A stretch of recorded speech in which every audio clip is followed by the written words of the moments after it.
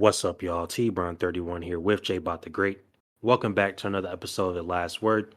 We're back with NBA coverage. This has been the first full week of the young NBA season. A lot to talk about. So we're going to start with the two undefeated teams so far, the Cavaliers and the Oklahoma City Thunder. Cavaliers, just yesterday, they beat the Los Angeles Lakers, of course, 134 to 110. Big story in that game, obviously, Bronny making his first basket. But the biggest story should be the fact that the Cavaliers are 5-0 to start the season. A little bit more surprising than, say, the Thunder, who, outside the playoffs, they're picking up right where they left off just last year. Yeah, I mean, the Thunder have played, one tough opponent. Not to take away from the fact they'd be 4-0. I think it's great that they are 4-0. I think they'll continue to roll even when they hit some tougher opponents, right? But they made, pretty easy work of the Hawks. They took out the Spurs yesterday. Made a pretty good work of the Bulls, and most impressively, as we talked about, opening night, as we previewed on their opening night, they beat up the Nuggets. Great season for the Thunder. Defensively, they are pretty locked in. Chet is good. The Chet Wemby rivalry had big stories last night where people were talking about the fact that Wemby won't say Chet's name. That's a crazy one. But yeah, I expected the Thunder to be good. 4-0 to start the season with who they played certainly makes sense.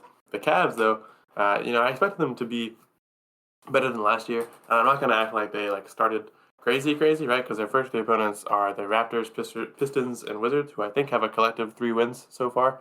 Those are just that's the 3 guys that are probably going to be at the bottom of the East this year. Maybe the Raptors can make it up towards the middle of the pack. I think they're middle of the pack right now, so they might have 2 wins.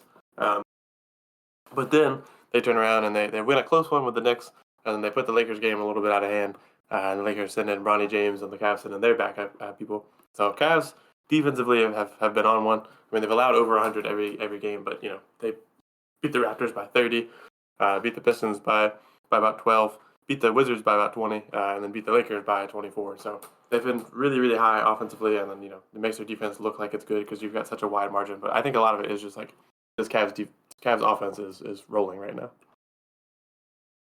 Yeah, and to another team in the East, the Celtics. So obviously defending champs. We just talked about them last week, having that huge game against the Knicks. They were on a roll. They won 4 straight to start the season, but then they lose just last night in overtime to the Indiana Pacers. So that one ended 135-132. So still a pretty crazy game offensively for the Celtics. And Jason Tatum put up 37, Jaylen Brown with 25, and Derek White with 23.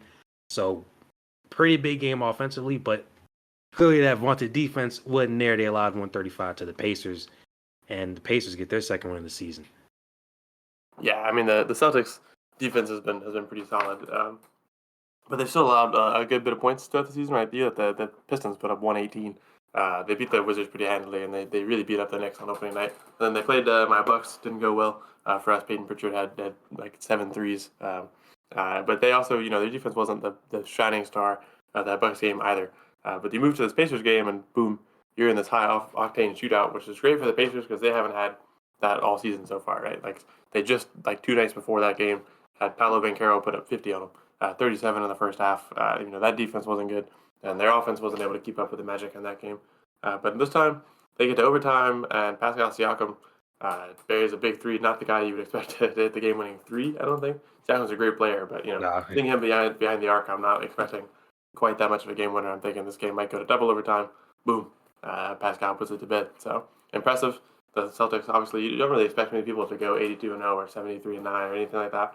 But the Celtics get their first loss pretty early for a team that was on a roll. I thought they'd maybe go 10-0 to start off the season. Did not expect the Pacers to catch fire and put that to rest. Yeah, man. I mean, the Celtics are, they were firing off all cylinders that first game, but eventually do have to lose at some point. Same with the Lakers, though. They started 3-0, and then they've lost their last 2 games. They played the Suns again. I never understand why the NBA does this sometimes, where they have teams play within 2-3 days of each other. That doesn't make sense. We won that first game, lost the second one, 109-105, and as I mentioned, the loss to the Cavs, 134-110. LeBron, obviously, he bounced back after that game on Monday against the Suns. Obviously, not the not the greatest game for LeBron James, 11 points. But look, and I'll say this before I let you talk about your team that's kind of struggling a little bit right now. If LeBron's, fall off is like high double digits, because he's not going to score like 11, but let's just say his high fall off is like 18, 19. I mean, that's still better than a lot of players in the league. Yeah, I mean, I think it's not panic time for any team in the NBA right now, right? A long season, really not time to panic unless you enter the All Star break like with like 2 wins. Then maybe it's time to worry a little bit. But Lakers start really strong. I mean, they take out the Suns, Kings, and Timberwolves, which are pretty tough teams, and a nice little streak, and then drop another one to the Suns. Right? They got that weird schedule playing the Suns like that. It looks like their preseason schedule, where it was like Suns, Timberwolves, Suns, Bucks, Warriors, Suns, Warriors. Like you play your conference in the preseason. But the Cavs, I think, just got the better of them. I think maybe that Cavs offense is being a little underestimated by teams that might get cooled off. And the Suns is, you just played kind of like a playoff game. You can make some adjustments. Likely take game 2 or something like that. So a lot of things like that for the Lakers. They got back to backs with the Kings coming up in the season. Back to backs with the Spurs. The Celtics are about to do a back to back with the Hornets. NBA scheduling is odd sometimes, but I do think it's nice to see LeBron bounce back from that Suns game. And I also think if the fall off for LeBron is averaging 18 instead of averaging like 25, then I don't think that's too bad. I think that's Yeah. still pretty high quality for a player. Now to get less positive, the Milwaukee Bucks. Boy, oh boy, we start 1-0. We talked about that. We beat the Sixers 129 or 124 to 109. Then we lost to the Bulls 133 to 122, and I was kind of thinking that's weird. That's not good. Our defense did not look good. We allowed 133 from the Bulls. And then we turned around to play the Nets, who are a little better than I thought they'd be. They also won again last night, and they almost beat the Nuggets the other day. Dennis Schroeder has been on a tear, but we lose to them 115 to 102. And then the next game is against the Celtics, and that one's just pretty clear. Like, yeah, well, that's a loss. If we can't beat the Nets and Bulls, then probably not getting past the Celtics at the current moment of our season.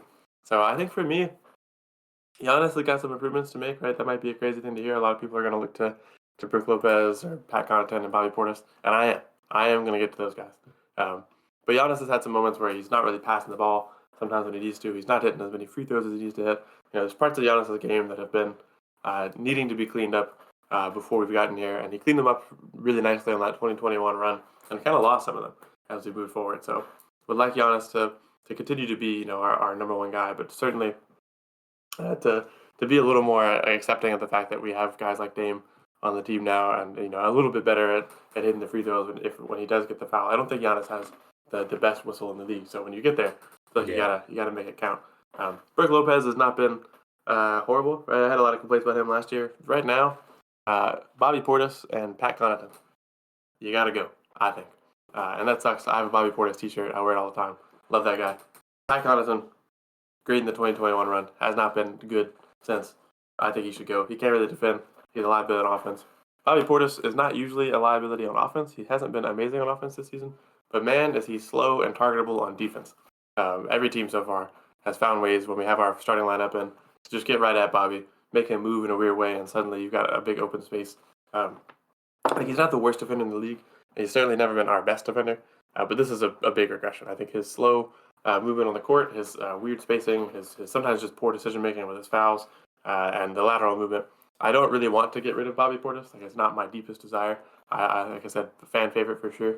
But at this moment, it looks like something has to change. We have to improve a little bit here. Our defense can't be this bad when that was our whole identity 3 years ago.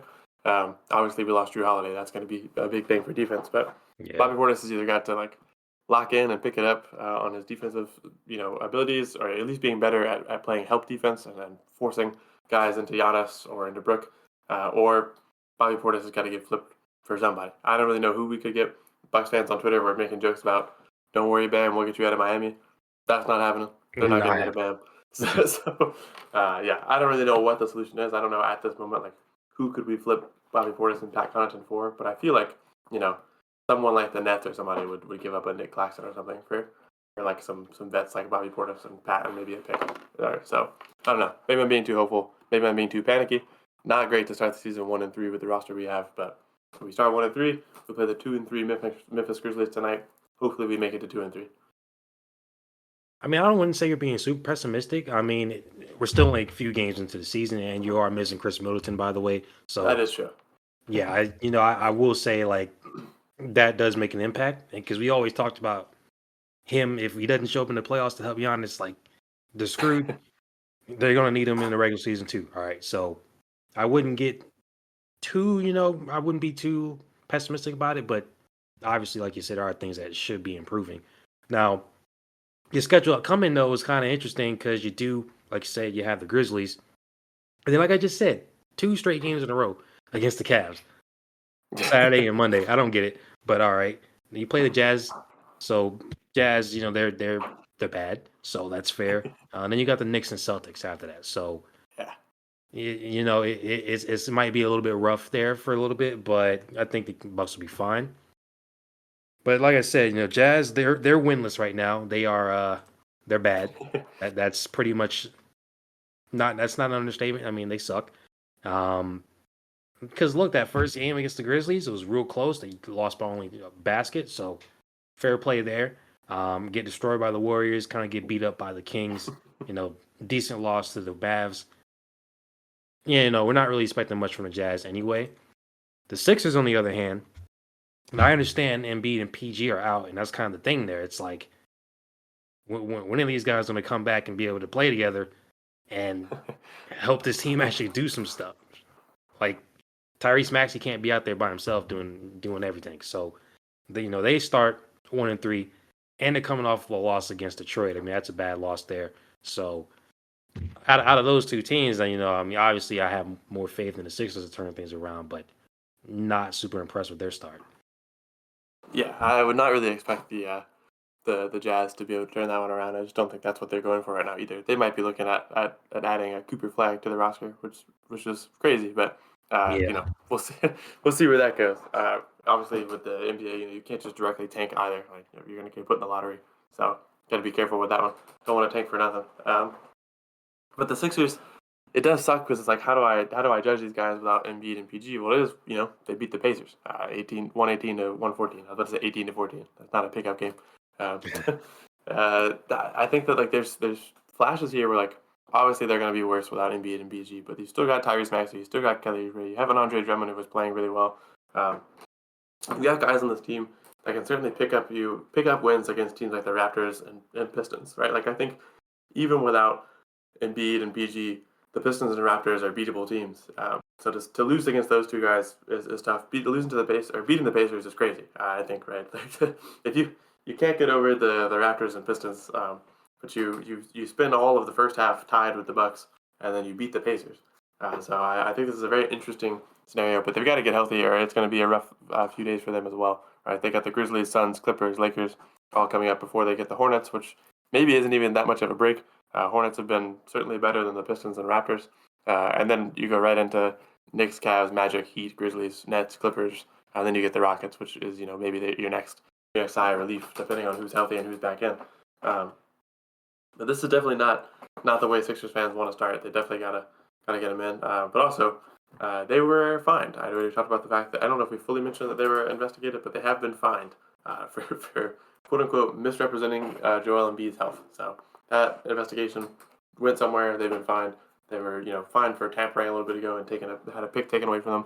Now I don't know what the punishment was, but they have been fined for misrepresenting Embiid's health. So we'll see how this goes. I'm sure with that in mind, they're going to want to put Embiid back out there pretty soon and get PG out there and try to pick it back on track before they hit this pretty tough road trip here.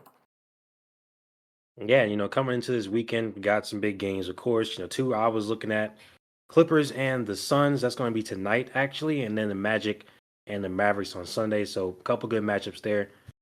And you had two more matchups: Nuggets, Timberwolves, Magic, Cavs. So two, kind of big matchups for the Magic coming up. And Nuggets, Timberwolves. I know that that's going to be kind of I don't want to say toxic matchup there, but that's going to be a big one. Yeah, Timberwolves seem to not be able to play any of the people they played in the playoffs without like hostility, which I guess like again that's been their whole identity. We talked about it with the cat trade. Yeah. Julius Randle just adds more hostility. They've got like every bruiser in the NBA and then surrounding and protecting Mike Conley. So shout out to the Timberwolves for keeping the most wholesome guy in the league protected by like all of the I wouldn't say evil but like aggressive players of the NBA. Yeah, Nuggets Timberwolves I think should be big. Magic Cavs, that's going to be a good test for the Magic, who right after Paolo drops 50 and you beat the Pacers, you lose to the Bulls. Right, so the Magic aren't doing bad by any means, but they're certainly not where they could be. There's some winnable games that they have lost. That sounds very generic, but they could have.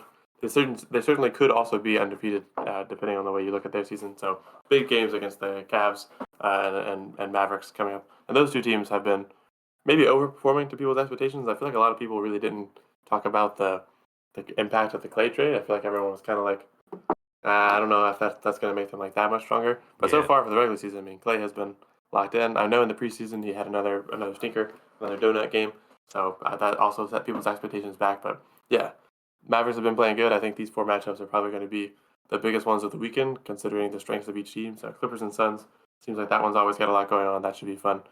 Get James Harden and company against KD and Booker and a healthy Bradley Beal, and then see what the Magic can do in those two tough matchups and have our toxic Western Conference tall man battle with the Nuggets and Timberwolves on Friday night.